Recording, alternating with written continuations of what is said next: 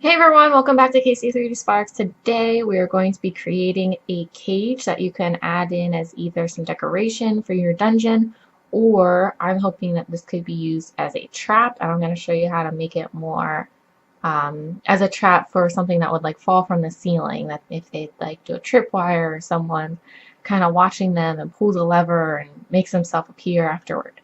Anyway, so we'll go ahead and I'm going to start with a cube.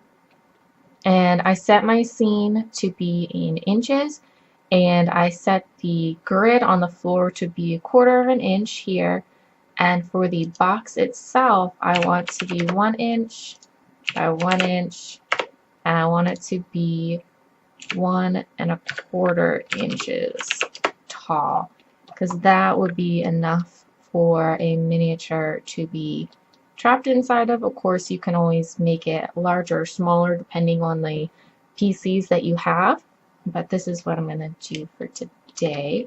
So we're going to go ahead and go into edit mode and get rid of that side panel by hitting N. And what we'll do is go ahead and start adding in some loops to get this started. So one thing is, since that's going to be a trap, I don't need this floor model, a floor face, sorry. So of course, if you wanted this to be a closed cage and you want to add in a door, you'll want to do it a little different, but I'm going to make this a trap. So I'm just going to go ahead and delete that face so it has a hollow bottom that can fall right onto the PC. Now, what we're going to do is add in 2 loops this way.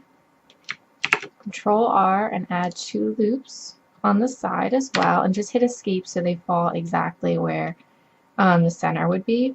And on the front, I Control R and we're going to scroll up 3 times for 3 loops horizontally. So now it kind of frames out where your holes will be for the cage. So now, since it's framed out pretty well, what we're going to do is you scroll up 2, size that by X, and you're going to pull it so it makes it the size of the bars that you want. And you want this to be somewhat even, but of course, if it's like a crudely assembled cage, it doesn't matter too much, but I like to try and have them somewhat similar.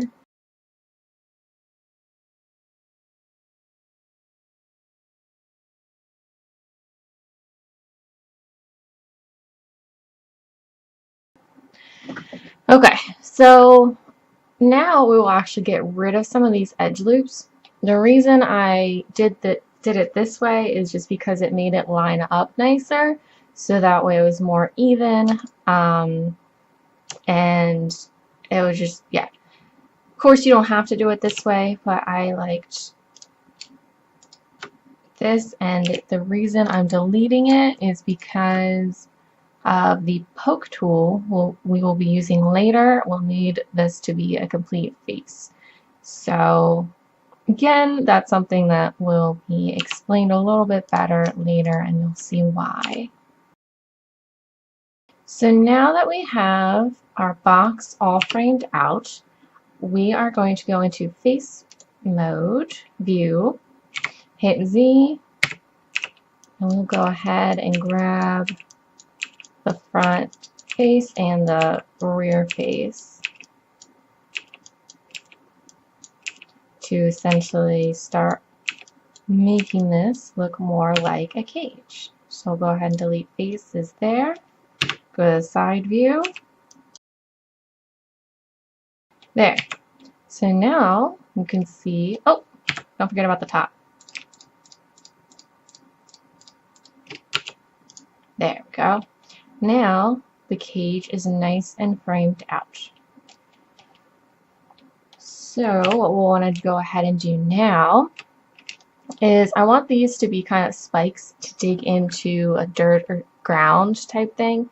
So we'll go ahead and go back into vertex. Make sure I don't have anything selected. Grab all of these, hit E to extrude, and we're going to bring it down some. And what we'll do, size it in.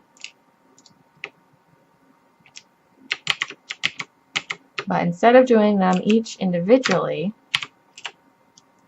what we can do is change this to individual origins and size them all in appropriately. Oh, except I didn't grab everything. Why did I think I had everything selected?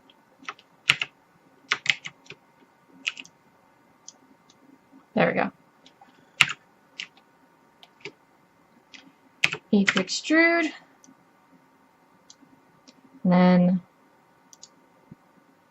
individual origins, and size it in to be more spike-like.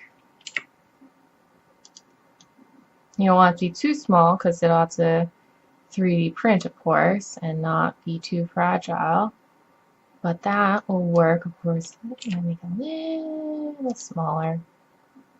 Yeah, I like that. Okay. So next we are going to go ahead and add the thickness into the cage before we add any details. So you go over here to the modifier panel and I'm going to hit solidify. Now I mainly want to print this in the aluminum, so I went ahead and looked at the minimum thickness for aluminum in Shapeways' website, and suggested is 1.6 millimeters thick. So that in inches is 0.063. I'll just round up there. So we'll go ahead and type in 0.063 inches. And there you can see that it actually went ahead and added in the appropriate thickness to our model, and we didn't have to do anything, and it's exactly how we need it. Perfect. And then it gives us that nice crease in here and everything. So we're just going to go ahead, save that. I'm going to duplicate it.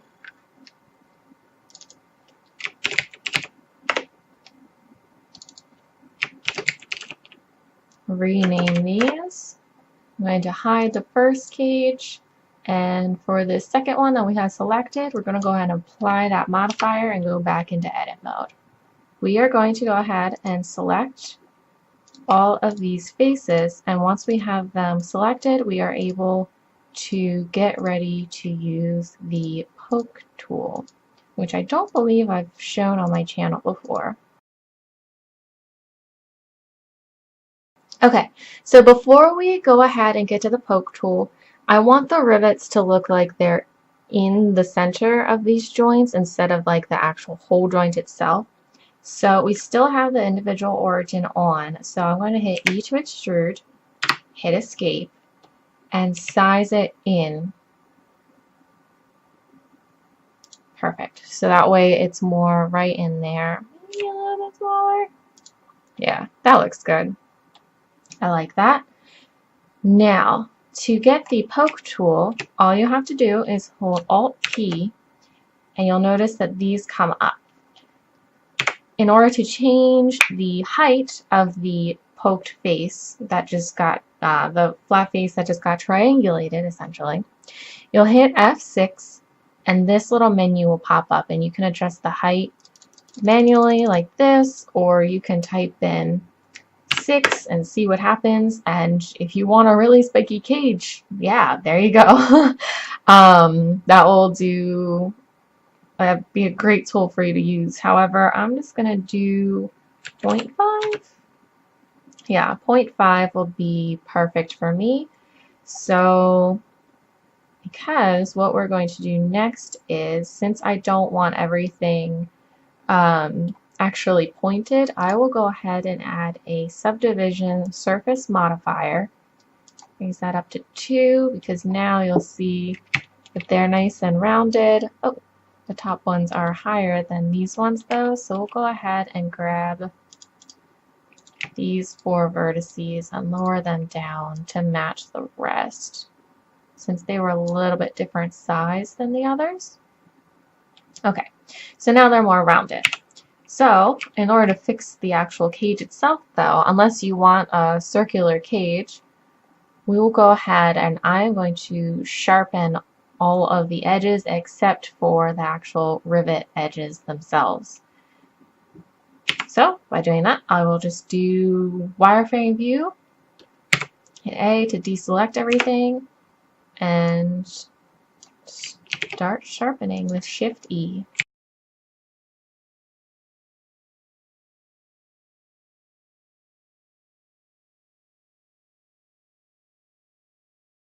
All right, and there you have it. Nice cage, little rivets in it, so that way it can look like it was handcrafted possibly.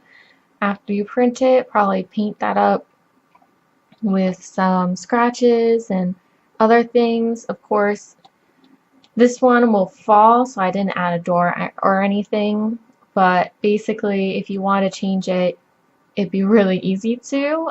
In the beginning, instead of deleting that bottom face, you could have just left that there and did all of the same except for making these spikes.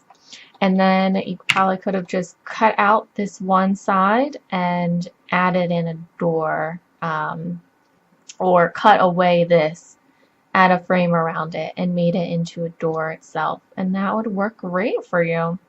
And of course, you could also create one of these sideways, so you had a horizontal cage. Could be like animal cages or something if you are having your adventurers go in and take out some sort of illegal underground animal fighting ring or something. That would be pretty cool. So if you have any questions, go ahead and leave those in the comments below. If you've printed it yourself, I'd love to see pictures, and please give me a like and a subscribe. I really do appreciate it, and I will see you guys next time.